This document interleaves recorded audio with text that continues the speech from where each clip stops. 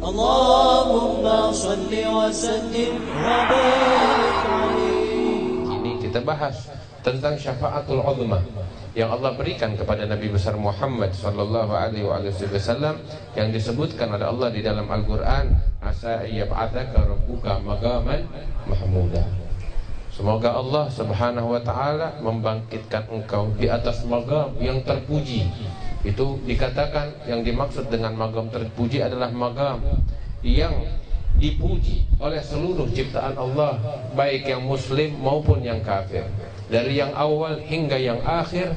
Dan ini adalah khusus untuk Nabi besar Muhammad sallallahu alaihi wasallam. Dan beliau mengatakan, barang siapa yang berdoa untukku agar aku diberikan maqam mahmuda nanti di hari kiamat, maka wajabat lahu syafaati, maka wajib baginya untuk mendapatkan syafaatku di hari kiamat. Syafaat enggak cuma itu, tapi jenisnya banyak. Allah berikan kepada Nabi besar Muhammad sallallahu alaihi wasallam. Di antara syafaat yang Allah kasih untuk Nabi Muhammad sallallahu alaihi wasallam adalah memasukkan sekelompok orang ke dalam surga tanpa dihisab oleh Allah Subhanahu wa taala. Allahumma ja'alna minhum. Mudah-mudahan kita masuk surga tanpa dihisab oleh Allah Subhanahu wa taala. Sebab kalau udah urusannya hisab berat. Fa amma, katanya Allah Subhanahu wa taala di dalam Al-Qur'an, fasawfa yuhasabu hisaban yasira. Itu orang yang untung, dihisab sama Allah hisab yang ringan. Wa amma man utiya kitabahu bi yaminihi fasawfa yuhasabu hisaban yasira wa yanqalibu ila ahlihi masrura. Wa amma man utiya kitabahu wara'a dhahri fasawfa yad'u thubura wa yasla sa'ira innahu kana fi ahlihi masrura innahu dhanna an la yahura bala inna rabbahu kana bihi basira. Itu disebutkan yang dihisab sama Allah hisab yang ringan, maka dia insya Allah masuk ke dalam surganya Allah Subhanahu wa ta'ala. Tapi yang terima kitabnya, kitab amalannya dengan tangan kirinya, dari belakang punggungnya, dia bakal masuk ke dalam neraka Allah Subhanahu wa ta'ala. Mudah-mudahan kita masuk surga nggak dihisab oleh Allah Subhanahu wa ta'ala. Nabi pernah duduk begini nih sama para sahabat-sahabatnya, sebagaimana di dalam kitab Sahih Al-Bukhari wa Muslim. Lagi duduk begini, Nabi cerita bahwasanya entar di hari kiamat bakal ada sekelompok orang. Nabi kasih jumlahnya. Berapa jumlahnya? 70.000 dari umatku masuk surga tanpa dihisab oleh Allah Subhanahu wa ta'ala. Tiket gratis ke surga. Ya Allah, ana mau tanya, kita termaksud apa enggak tuh? Umatnya Nabi banyak nih, saingan kita banyak, 70.000. Sahabat dengar gitu kecil hati, ya Rasulullah, dia 70.000 dikit. Nabi bilang, bersama setiap individu dari yang 70.000, mereka menggandeng 70.000 orang lagi masuk ke dalam surga. Masya Allah, 70.000 dikali 70.000, tapi tetap masih sedikit juga dibanding umatnya Rasulullah SAW yang sangat banyak. Itu 4.900.000.000. Masya Allah, ini ahli matematika nih. Ahli matematika guru kita Syekh Ridwan. 4.900.000.000 itu yang masuk surga tanpa dihisab. Tapi tetap saingan kita juga banyak. Umatnya Nabi kalau mau dihitung dari dulu sampai hari kiamat banyak banget. Gitu, sahabat tanya, siapa itu? Nabi kasih sifatnya, yang kagak percaya medukun, yang tawakal sama Allah, tawakal yang benar-benar kepada Allah Subhanahu wa ta'ala. Satu sahabat nyeletuk, namanya Ukasyah. Ya Rasulullah, ana minhum, saya dari mereka gak? Nabi bilang, anta minhum, engkau dari mereka. Masya Allah, Nabi kalau diminta gak pernah nolak. Nah, ini sahabat mintanya masuk golongan itu. Ya Rasulullah, saya minhum. Ya, engkau juga bagian dari mereka. Satu berdiri, ya Rasulullah, saya juga. Dia bilang, ente telat, duluan dia, katanya Rasulullah. Duluan dia, sabaqaka biha Ukasyah. Yang lebih dulu minta Ukasyah, ente telat. Wah, kalau mudah-mudahan kita masuk surga bighairi hisab. Wah, tapi kita nih, walaupun seperti saya bilang, saingan kita banyak. Hari kiamat, wah, kita tahu diri banyak kurang, tapi kita untung jadi umatnya Nabi Muhammad SAW. Sebab umat Nabi Muhammad di hari kiamat ada 3 golongan. Al-Imam Ad-Daibai meriwayatkan suatu riwayat dari Al-Ata' ibn Yasar an Ka'b al-Ahbar, qala 'allamani Abi Tawrata illa sifran wahidan kana yakhtimuhu wa yudkhiluhu sunduk. Itu Sayyidina Ka'ab al-Ahbar, dia dulunya itu seorang ulama Yahudi. Terus dia masuk Islam.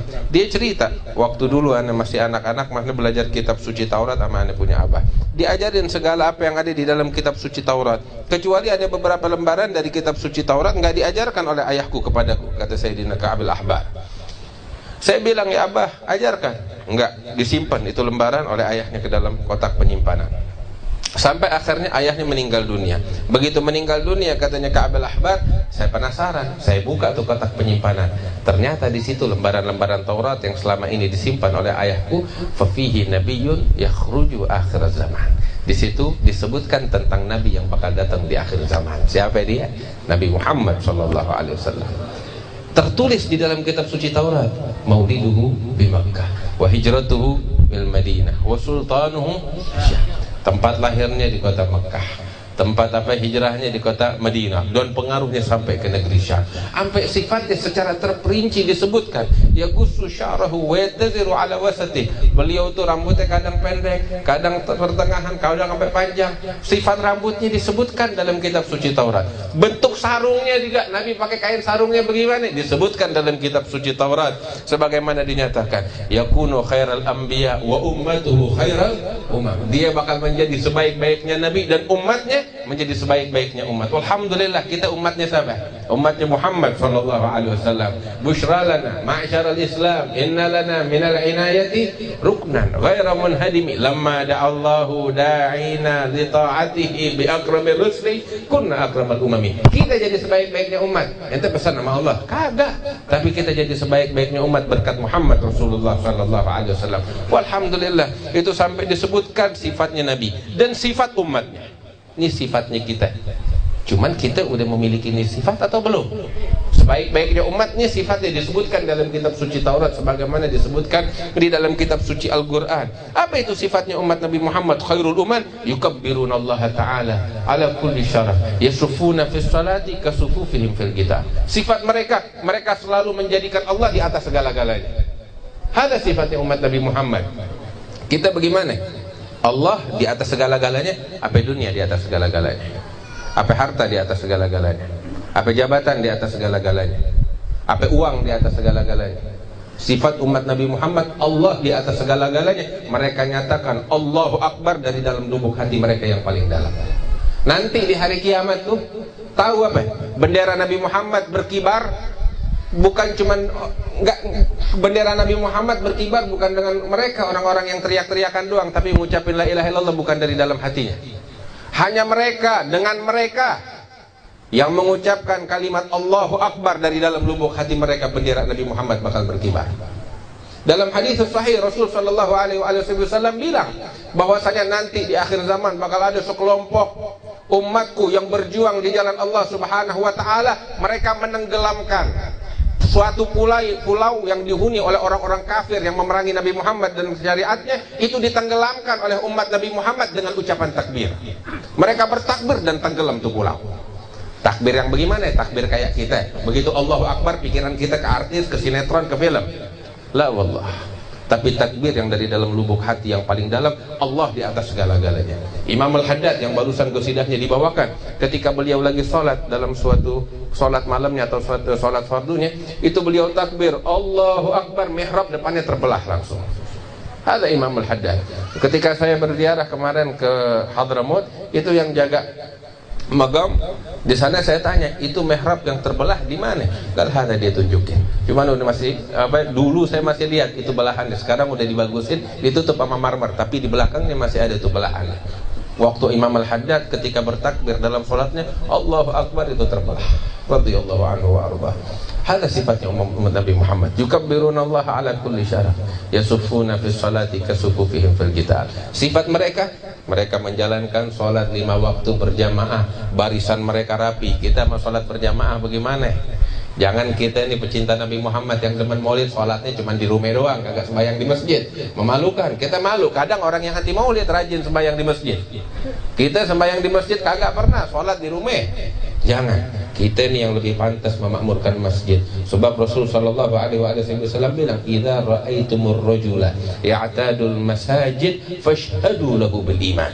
Apabila engkau melihat seorang laki-laki yang cinta sama masjid, rutin bolak-balik ke masjid, ambil kabar dia adalah orang beriman di sisi Allah Subhanahu wa taala. Mau gak jadi orang beriman atas kesaksian dari Nabi Muhammad sallallahu alaihi wasallam? Karena nanti kita ngaku beriman, tapi orang yang rutin ke masjid, bolak-balik ke masjid, Nabi yang menyaksikan dia adalah orang beriman sallallahu alaihi wasallam. Karena itu nih, bawa nih sifat sebaik-baiknya umat ke dalam diri kita, ke dalam rumah tangga kita. Itu yasufuna fi sholati kasusufuhum fil kitab, qulubuhum masahifuhum yahmaduna Allah ta'ala ala kulli syiddatin wa rakha.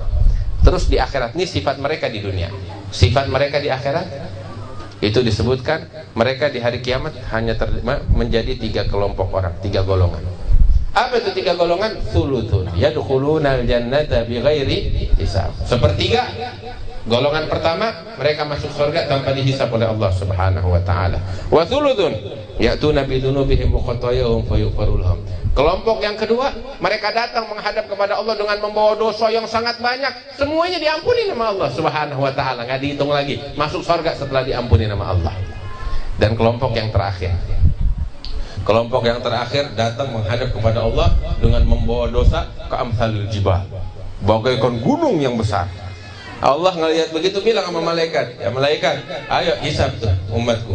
Maka dihisab, didapetin.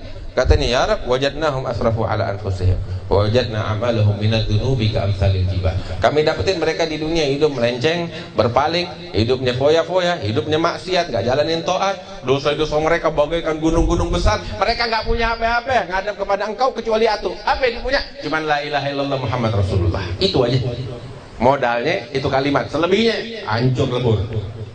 Tuh malaikat ngomong begitu, udah kita hitung lihat, nggak punya apa-apa. Ini modalnya kita, nggak punya apa-apa kecuali itu kalimat. Mudah-mudahan Allah tutup usia kita dengan kalimat la ilaha illallah Muhammad Rasulullah. Ya Allah, apa Allah bilang? Fayaqulullahu izzati wa jalali la ja'altu man akhlasa li bi syahadati kaman kadzdzaba bi adkhiluhu bil jannati bi rahmati. Katanya Allah, demi keagunganku, orang yang bersaksi bahwa aku Tuhannya gak bakal sama keadaannya di mataku dengan orang yang kafir. Mereka walaupun hidupnya menyimpang, tapi mereka bawa ini kalimat ketika mereka meninggal dunia, maka keadaannya gak beda, gak sama orang kafir. Masukkan mereka ke dalam surga karena rahmatku. Jangan lihat amal mereka, perbuatan mereka, kata Allah. 3 kelompok orang dari umat Nabi Muhammad itu golongan hari kiamat, yang satu masuk surga tanpa dihisab, yang kelompok kedua diampuni dosanya, yang ketiga masuk surga karena rahmat dari Allah Subhanahu wa taala. Alhamdulillah kita untung jadi umat Nabi Muhammad. Mudah-mudahan Allah masukkan kita ke dalam surga Allah Subhanahu wa taala.